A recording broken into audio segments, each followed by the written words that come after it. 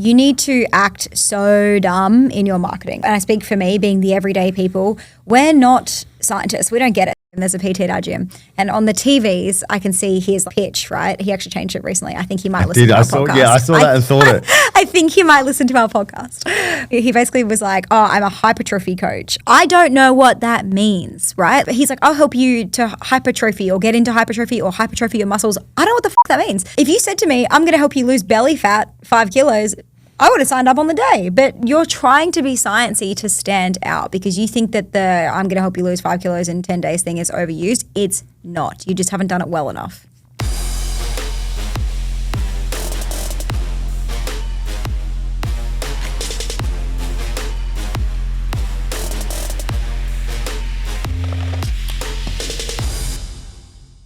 Welcome to episode 108 of the Success School podcast. Today we're talking about the future of the coaching industries, what's growing, what's dying, and where the real opportunity is. Steph, how are you feeling today? Dun, dun, dun. This is one of my favorite topics to talk about. I say it every week, but this really is. Like, we have conversations about this behind closed doors almost every single day. And it feels really nice to put our foot down, place our stake in the earth and say, this is what we believe. So you're a fly on the wall. Today you're a fly on the wall if you're listening to this episode. Hey, what's your personal update? So I am a social media savant. I follow a lot of accounts. And you also have 10,000 followers. Yeah, got 10K followers. So officially that makes me a micro-influencer now. And what happens when you guys become a micro-influencer is you get random DMs from people all the time. As soon as I hit 10,000, literally I was getting like 5-6 DMs a day. People in my other, it must be in their algorithms or whatever bullshit they're doing. But anyway, as soon as I became an influencer, I started looking at other people's content. And I've noticed there's a lot of variation going on social media now. It's not like the old have your couple of pillars and post the same shit all the time, everything matching, branding, all that type of stuff. It's very different, especially at the top end. So kind of thought to myself, if they're doing it, maybe I should. And it kind of led us on a deep dive. We've been thinking about, pillars that are a little bit different. So I've been testing stuff. I've been doing ads reviews. I've been doing what's going on in our business. I've been doing roasting, auditing, all that type of stuff. And honestly, it's been going a lot better. My take on social media and what is changing in the future is that people are looking for more variety, just like they're looking for more variety in their life. So if you're posting the same shit all the time, people are just switching off to it. We kind of find that with our podcast clips. They just get worse and worse and worse engagement. So I have been changing it up, putting in my personal update, making it a bit fresh, putting a 3-second hook on it. But I'm really just experimenting at the moment and it's been kind of fun. The process on this just really quickly is I have like a fact find and a deep dive on our ideal client on Google Docs, and I throw that in AI and I say, hey, if you were me, what kind of content pillars would you suggest or try? And I've just been testing stuff. So I just make 3, send it over to our editor. Our editor makes the videos and then I'll chuck them up on my socials and test it. It's been really cool. So I feel like probably in the next couple of months, I'll have some really solid pillars or some stuff that's working. But it's all about testing and iterating. Otherwise, your socials goes dead. Yeah, absolutely. And shout out to our podcast team who are always changing up our podcasts to make sure they stay fresh and the reels and stuff, like, for sure. But yeah, you've been amazing. And we really noticed it with like Hormozy. Hey, we saw it. Like, we were looking at his content and everything was so wild, like no brand colors, not following any structure, just so wildly different because I think we're in an attention economy, right? Speaking about attention, something that's had a lot of my attention lately has been the build of our ranch. Segue. So, do you like it? Yeah, that was good. So the build of our ranch, Tim is like, can we just get these contracts signed and what the fuck? I don't care. Why are you wasting so much time going backwards and forwards about this cladding? I don't care. Just paint the house, whatevs. But I care a lot. And one thing that I have been debating online quite a bit recently has been to concrete floor or to not concrete floor. And it's been getting a little bit of heated debate in my DMs. Everybody came back pretty much. I say heated debate, 97% of people said get concrete floors. 4 people. No, it was hundreds of you. Should have been thousands. Watch my stories more. But hundreds of you came back and you said that I should get concrete floors. We actually completely agree with you, but it got too hard basket. And it's tricky because we live out in the middle of, well, we will be living out in the middle of nowhere. There's so much more that goes into it than I was aware of, like the fact that we have to have a 600 mil sand pad because the land that we build on is like so full of clay and there's rocks everywhere. And they basically said because of the land that our ranch is built on, our concrete floors are just going to crack like really quickly, very, very fast. It's not the same as building a house in Perth or somewhere where it's flat and normal and the earth is good. And so they basically were like, I really think you should go tiles. So we have decided to go for concrete look tiles, really big bad boy ones. And I'm super freaking excited. I'm very excited by the house stuff, aren't I? Yeah, I don't give a fuck. I'm like, let's build this thing already. I'm like, but wouldn't this wall look so nice with cladding? Tim's like, I don't care. Man. He's like, what is cladding? Like, let's get this house. Let's get function up. Let's get a gym. Like, let's get a shed. Because we can't do anything until it's all signed. And Tim just wants his shed. He's like, can I just have my shed? What is going on? I just want the shed already. So today, guys, we're going to unpack where the coaching industry is headed. In our opinion, I want you guys to change your entire business model based on what we say here. Take it with a pinch of salt. I know I was pretty doom and gloom on the AI stuff, 20, 30 episodes ago. And I know some people did drastically change some shit according to what we said on the podcast. And I don't mean it like that. I'm just a dummy. Honestly, I don't know anything. I've got an IQ of like 72. Like, I don't know what I'm talking about. Take this as literally just for educational purposes only. So we're going to show you which niches are thriving, which are dying, which are tanking, and how to future-proof your business. Steph, do you want to tell us about our amazing startup school? Totally. A lot of the people who come to us are entrepreneurs who are just getting started, and we love you guys. Like that, we were those people. I mean, Tim was those people a little while ago, probably more than a decade ago, showing our age here. And almost 8 years ago, I started in the exact same position, and I knew that I needed somebody in my corner to help me because there was so much to know. And today, with how much we have available to us in terms of information, it can feel nearly impossible just to follow one path because information is everywhere and everybody has a slightly different take or different way of doing things and a different piece of advice. And that can be really stressful when you're just getting started. And that's why we created something called Startup School. So this program is basically everything that I wish that I'd had when I first got started. Because guys, I got started with no degree, no money.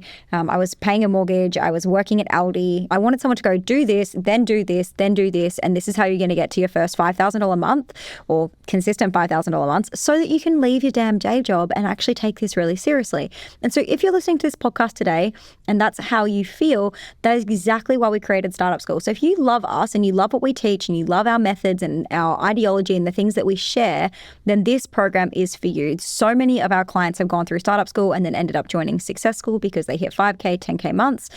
And what it really is a focus on just doing things the right way, but really simply. So getting the right offer, the first offer to launch out to your audience setup, the sales systems that you'll need to actually convert those people into sales without sounding like a robot or missing the sales altogether. How to do base level marketing across organic to make sure that you get your first, and you only need organic when you just get started, to get your first offer off the ground, make some money, get some client results so you can start winning and earning cash. And if this sounds like what you want, then our podcast listeners, we want you to join Startup School. All right, guys. So today we're talking about the future of the coaching industry. So we're going to cover three main categories. So health coaching, which is fitness and nutrition, business coaching, which is obviously business, aka making money. And then last one is life and mindset coaching. I have actually been all of these things. Mm-hmm. So I've had a nutrition company, fitness company, I've been a business coach, I've been a life coach, and I've been a mindset coach. So I did say my IQ was 72, but I'm well versed on all of these niches. His IQ is not 72. I just want to be very, very clear. Tim is one of the most intelligent people I've ever met, but that doesn't mean I'm right. He's always right. He usually is, unfortunately, for me. But my IQ is lower, and honestly, I can back all of these. So I'm super excited to dive in. Can you even understand what I'm saying here? Yeah, pardon? What do you mean? All right. So health coaching, we're talking fitness and nutrition. Why it's still strong? Obviously, people are more unhealthy than ever, and the demand is always high. So the world population is growing, and people are percentage-wise becoming more unhealthy, which means there is more demand. People also are making more money. So when people make more money or the GDP of a country increases, there is more demand on these type of things. It's the way you look, your health, those types of things. So the demand is always going to increase, but also is the supply. There are more coaches, there are more nutritionists. So you do need to stand out with this. Most people fail in health and nutrition coaching or any of those like fitness, online fitness, whatever it is, because they focus on like the macros or the steps or all the stuff that everyone else does, not the outcome of what they do. So to really crush in health or nutrition, you have to have an outcome, and that outcome has to be in a time, and then that time has to be for a niche. That's the secret sauce here. So general nutrition coaches, general fitness coaches, general online coaches, they get crushed, okay? And they are going to continue to get crushed. You have to have a niche. And I guess the argument here on niching is like, is there going to be enough people? But look at the world. There's 8 billion people. People are wealthier than ever, besides what, kind of is said online. And really, you want to work with those people. So anything I missed on those? Yeah. When you say general nutrition, general health, general fitness, give me some examples of what general would look like. Like, I'm a personal trainer. Yeah, cool. And I'm a nutritionist. Yeah, and I will help you to lose weight. Or feel good. Yeah. Or like super general. get in shape. Yeah. Like, it's got to be super specific. So the play here is to go premium and not low ticket. So like high-end coaching or higher-end coaching. And that's how you make money, because you have to deal with less clients and you can obviously charge more. The issue in health and fitness is people want to go low ticket and they have no audience. Therefore, no one is going to buy your stuff. So if you've only got 1,000 followers, a couple thousand followers, no email list, etc., you're better off going high ticket because you're going to make more dollar per person. If you've got 100K followers or 1 million or whatever it is, low ticket makes sense. A lot of people base their business model off what influencers are doing. But the problem is you're not an influencer and you don't have the audience of an influencer. So trying to get the same results in your business as an influencer with the same audience is no good.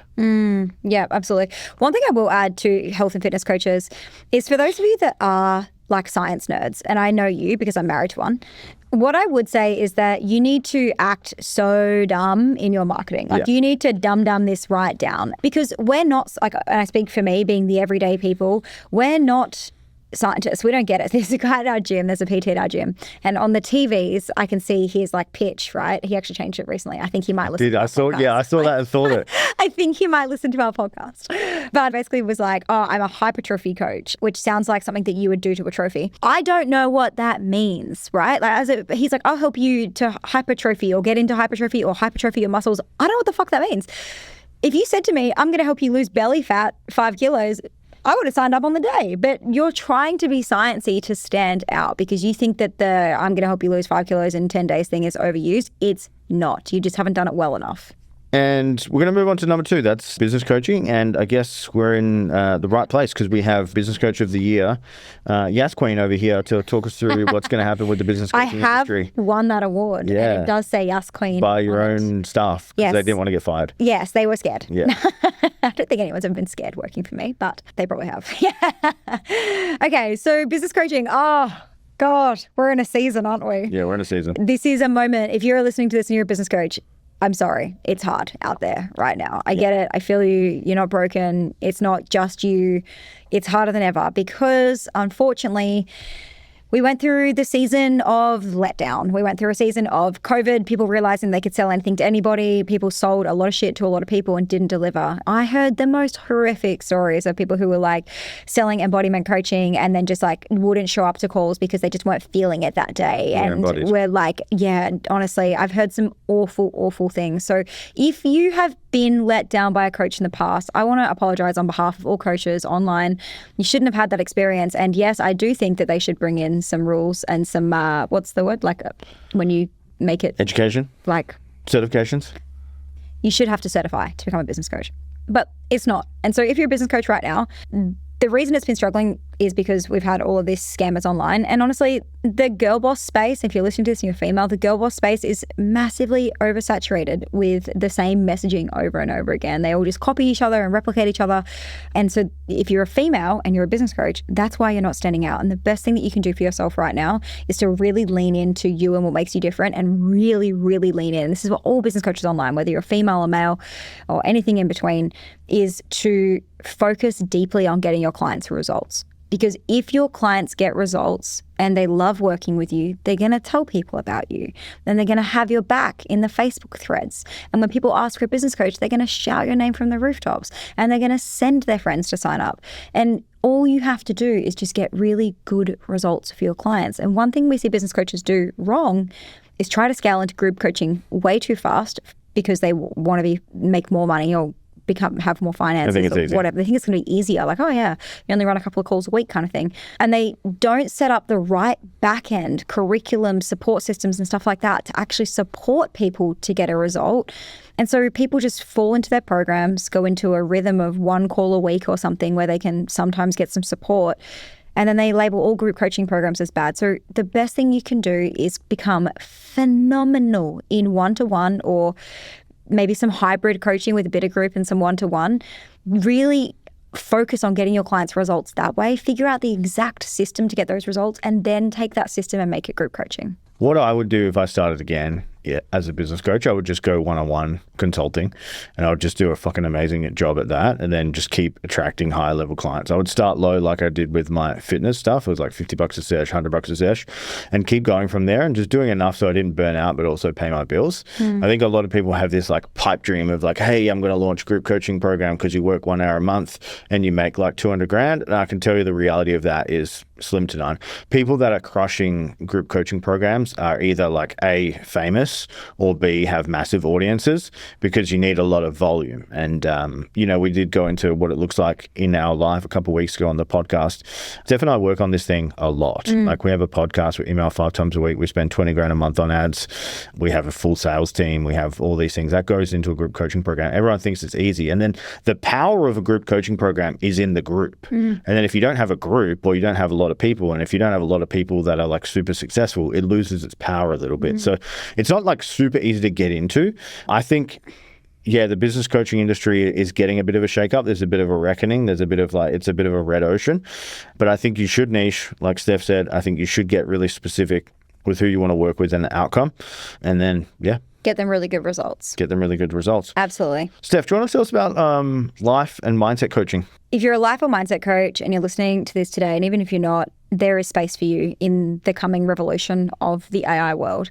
Now, there's an angel and a devil living on my shoulder with regard to this conversation, because a lot of people actually are using AI as their therapist. However, it's only as good as the prompts that you put in. And obviously, most people are not self-aware enough to ask the right prompts. So they're going to probably ask prompts that naturally lean towards their own bias, okay? Which means that an AI just wants to please you. So it's going to constantly loop you in to basically give you what you want to hear. That's its default outcome. The problem with AI coaching is that people using it as therapists is that if you're not a therapist, or you don't have any qualifications or understanding of life or mindset in the beginning, I think it's going to send people further down their toxic road. And eventually they're going to need healing, because the world is coming to its fourth reckoning, or we're coming into our kind of final stage of evolution as human beings. And that's why there are so many healers coming into the market right now. That's why everything is like we're having a mass crisis, we're having mass healing, we're having all this stuff happen. So we are going to need life and mindset coaches more than ever, especially because we're about to be taken over by robots, and humans are just want to talk to humans. So I think that there's space for you. So please don't worry about the AI reckoning. I think it's going to be a really good place for you. Where mindset coaching goes wrong, and the number one issue that's stopping you from growing your mindset coaching program, is your bleeding heart. Okay, your bleeding heart is the thing that's stopping you. I get it. I have one too. Tim also has one, where you want to help everybody and you get so deeply passionate about the work. Like, you think that this is the most fantastic, amazing work in the world and everybody needs it. But when you market to everybody, you sell to nobody. And so the biggest thing that we see with mindset coaches is that you have fluffy outcomes. I'll help you change your life. You're going to feel so much better. You're going to have confidence like never before. Yeah, duh. That's the obvious stuff, and everybody's saying it. And because everybody's saying it, it's not standing out. So you absolutely have to go so much deeper, like deeper than ever before. What are some of the best mindset coaches like that you've seen? You don't have to name them, but like their niches or their like funnels. Yeah, I'll help you double your business without doing business coaching. Oof. Yeah, that was like the best ever one nice. that I could come up with. Yeah, awesome. Any that you know? Yeah, I think that I think first of all, it comes from knowing who you're going to work with. So like we have a guy in our program right now, Piero, and we've been really like just doubling down on this so hard. So the first thing was, he was like, I want to work with high performance guys. And I was like, awesome. But that could be across so many avenues and industries, right? That could be high performance like fitness. He was like, no, I want to work with CEOs, which is cool. He was like, I want to work with CEOs who are dads. I want to actually work with CEOs who are dads who are really successful at what they do at work, but they're struggling with addiction in the back end. Okay, now we're getting somewhere, right? So they might be looking really professional and great at work, but when they get home, they're letting down their family because they're always drunk. And so now we get to like make promises about how we're going to help them perform like the CEO at home and make their family love them again. And that's like really powerful. But when he came to us, it was like, hey, I work with high performing men to make them feel connected to themselves. So this is like fluffy stuff. So if you're in mindset life coaching, you have to deeply niche down, and you have to find a way to get an outcome. All right, we're going to get to listener questions. So it's from Michaela in Brisbane.